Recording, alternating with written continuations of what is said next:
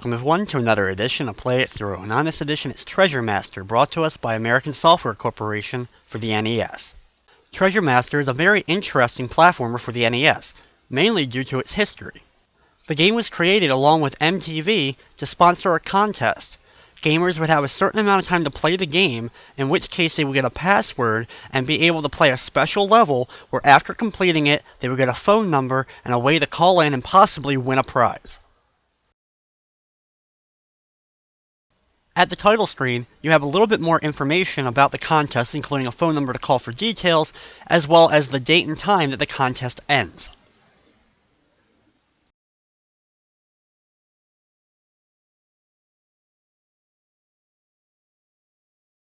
At the startup screen, you press the select button in order to go to the password screen where you enter the serial number for your game, as well as the password, which will allow you to go to the special level after completing the normal game. You can enter any numbers you want for the serial number, but you have to enter a specific password in order to access the final level of the game, the prize world.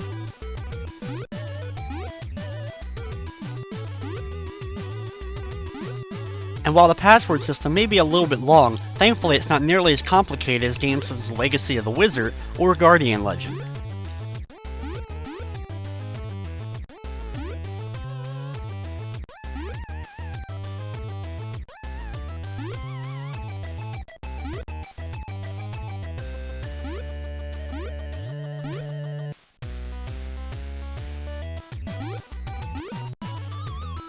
After you enter your password, you then go into the first level of the game.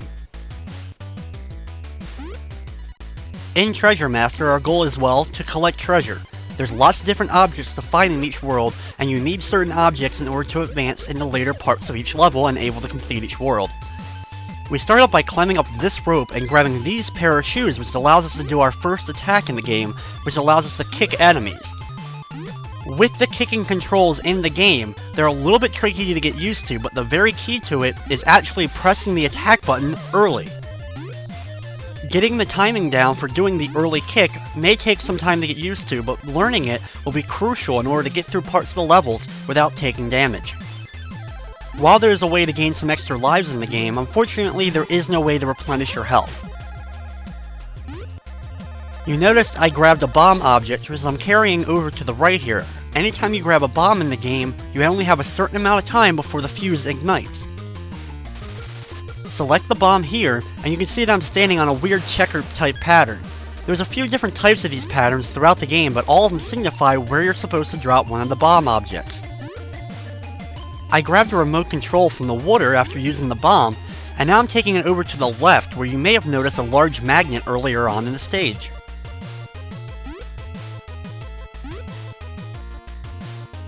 First, before we're going to go down and use the magnet, we're going to climb back up and grab another one of the bomb objects.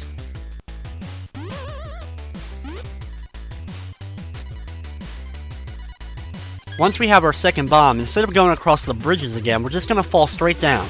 We'll land right near the magnet, then we're going to stand over the question mark, select the magnet control, and use it. You can see a submarine gets pulled up from the water and gets dropped in the other pool of water. Once you gain control, go down into the water and be very careful getting around the shark enemies as you work your way down towards the submarine. Enter the sub and then work your way over to the left. While inside the sub, you can shoot missiles, so be sure to take out any sharks to get in your way. Drop the bomb and use it right away by pressing the A button in order to instantly detonate a bomb so that you don't have to wait for the fuse to run out. Go inside here and grab the crossbow item. Be very careful in the water because you do have a very limited amount of oxygen, as you can see. But once you're inside your submarine, that goes away and you have free reign of the water once again. Now work your way over to the right, avoiding all the sharks that are going to try to get in your way as you're making your way over. Shooting the missiles at the different sharks can be a little bit tricky just because of the way you have to move up and down and aim. Just make sure that if one of the sharks near you opens its mouth that it doesn't close on you while it's still over top of you, because that's the only way they can actually do damage to you. Once you get down here, hold down the down button while holding the right button in order to make your way through this small passage so that you can get into the inside of this area. Once in here, work your way along these platforms to get another one of the bombs.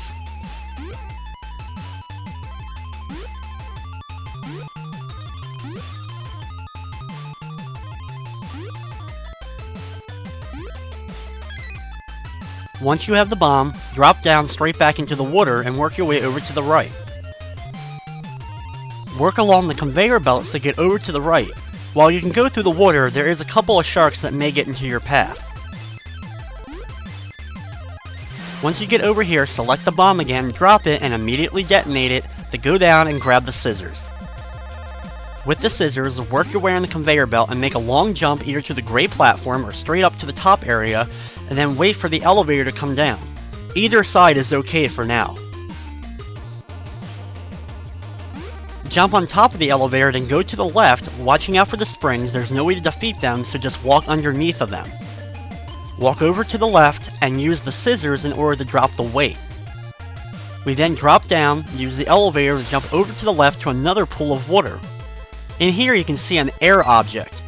This object gives us infinite air as long as we are mashing the A button.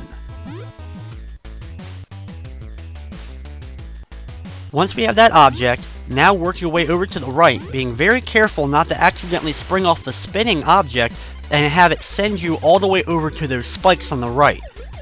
Go inside the water, keep mashing the button in order to keep your air supply up as you work your way along the maze in order to get the hard hat. Of course, if you want to, if you have a turbo button available, you can use that to instantly keep your oxygen at max the whole time while you're underwater.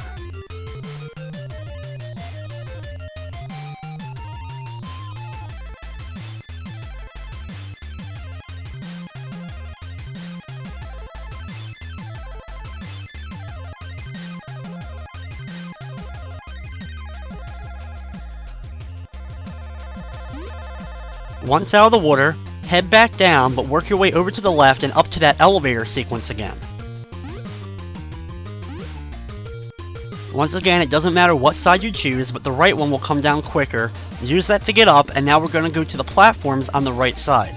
Be very careful from jumping from platform to platform so you don't slip and fall on the spikes, which would be an instant death. When you reach the end, fall off the platform, and be sure to now equip your hard hat. With the hard hat equipped, you'll bounce off the spring, fly up into the spikes on the ceiling. When you hit them with your hard hat equipped, you won't lose a life. Jump from the left rope to the middle rope, and then over to the right rope in order to make your way down to this conveyor belt. Make a jump up to the rope, and then go to the gray platform on the left. Be very careful when working your way up here because the conveyor belts can stop your progress and may accidentally cause you to fall into the spikes. Up here, be very careful, working your way under each of the springs and ignore the big red demon looking thing. Stand on the opposite end of the seesaw and wait for the demon to come over, and he'll launch you up into the air, back up to the surface.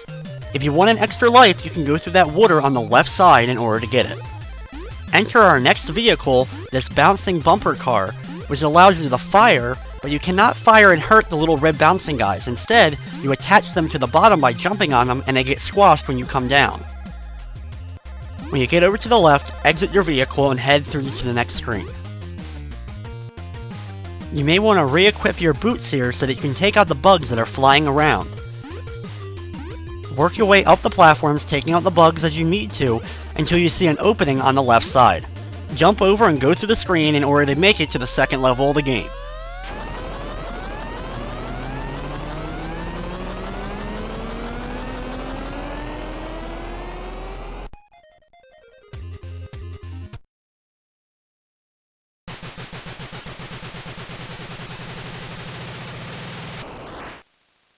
The second level of the game is a space-themed level. Go over to the right, grab the laser, because this is your second attack weapon. You only have a limited amount of shots with the lasers, so make sure you make them count. Thankfully though, most enemies are easily avoided by just jumping over them. Go down the elevator by holding the down button, work your way to the right, and jump over the red guy walking on the bottom. Either shoot or jump over the other red guy and make your way over to the right, trying to avoid the balls that are bouncing out of the spikes, as well as the other red guy on the right platform. Ignore these two robots as you can easily go underneath of them and avoid their shots. Go down here and grab the key, and then work your way back up the elevator. We now have to head back to the left, ignoring all the robots and red guys again, as we go back to where that elevator was. Be very careful on that middle platform there, because when you jump on it, as you can see, it starts to go down, and it'll fall very quickly into the spikes.